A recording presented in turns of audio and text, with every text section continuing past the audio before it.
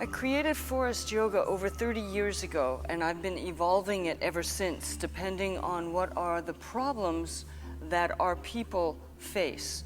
So I create poses and I create ways of working that help our people solve their problems and to grow in the way that they most need to.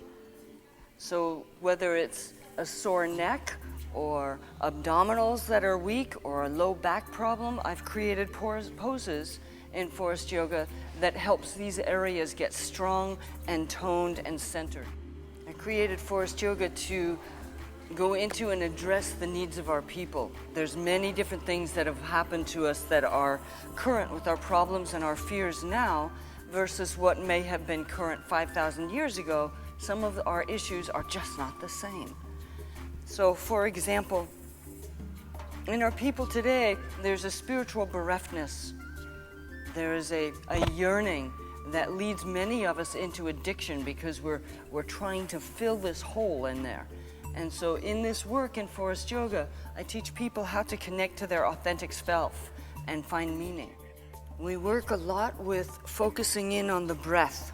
And everybody breathes, but very few people know how to breathe in an intelligent way, in a way that connects the different parts inside of us, in a way that helps make new neurological connections. And that's what we teach in Forrest Yoga.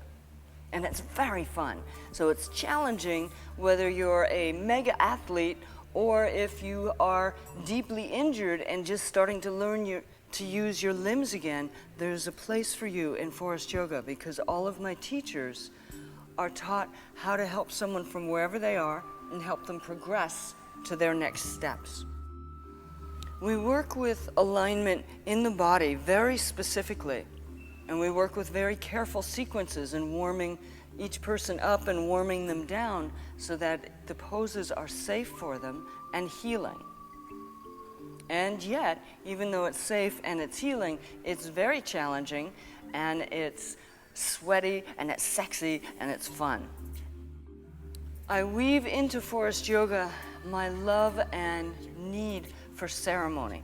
So in working with the Native Americans, the Indian way, I have learned many different ceremonies and I have recreated them so that people right here in the city can come and have their own personal quest inside, into the wilderness inside of themselves, questing for knowledge, questing for vision for what to do in their life, questing for their unknown parts of themselves.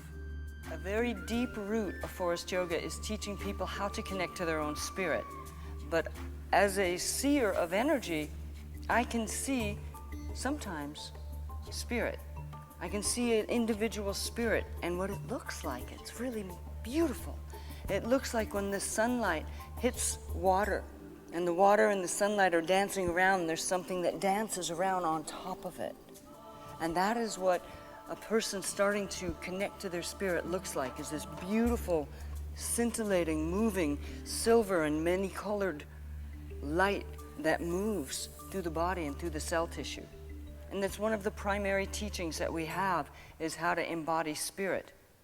So many of us focus on spirit maybe once a week in church, or perhaps when we're dying we start to think about our spirit. And I think that's a little late. So what I teach is for people to learn how to embody their spirit in their yoga practice, and then to explore and experiment with bringing that inner awareness and inner brilliance into every aspect of their life. So whether it's into a board meeting or into being with family or into even making love, is to do that with your spirit intact, and life becomes utterly magical and almost unbelievable. And how do you see that? We start out by feeling energy. When your spirit is moving and is alive inside of you, you feel it. It's very vibrant. So how to look for spirit in the rest of the world is start to look past what you think you know. Look each day for something to touch your heart in beauty. Maybe it's seeing the beautiful clouds coming or the sweetness of the rains, or maybe it's looking into the eyes of the ones that you love and letting it come all the way in so your heart is touched, this begins to change your perception of the world. And you begin to see the energy all around you. You begin to feel it inside of you and feel it from other people and animals and trees. You begin to feel the wind and the aliveness of the wind touching you. This is part of making the invisible part of your daily life because it's quite visible. But it's seeing and feeling with different senses. There's many different things that both women and men can do for relationship. One is learn how to speak the truth. Some of the truths are difficult and uncomfortable, like speaking about when someone is not paying attention to you or not listening. To speak about, you need to listen to me now. I have something important to say. And to believe that what you have to say is worth listening to. Some of the other truths that are very difficult for all of us to speak is to speak what is most precious in our heart, to speak what matters most, and to share that with each other, whether it's in a relationship between a man and a woman or even with our friends, is to learn how to go intimate, how to go deeply intimate. While doing that, here's a really good tool. I'll give you two tools. There's 100 million. One is breathe deeply and stay in feeling. Two is if you can reach out and touch the person you're talking to, maybe touch their hand and stay in feeling with them and speak your truth with the intent to reach to their heart, not with the intent to slap them.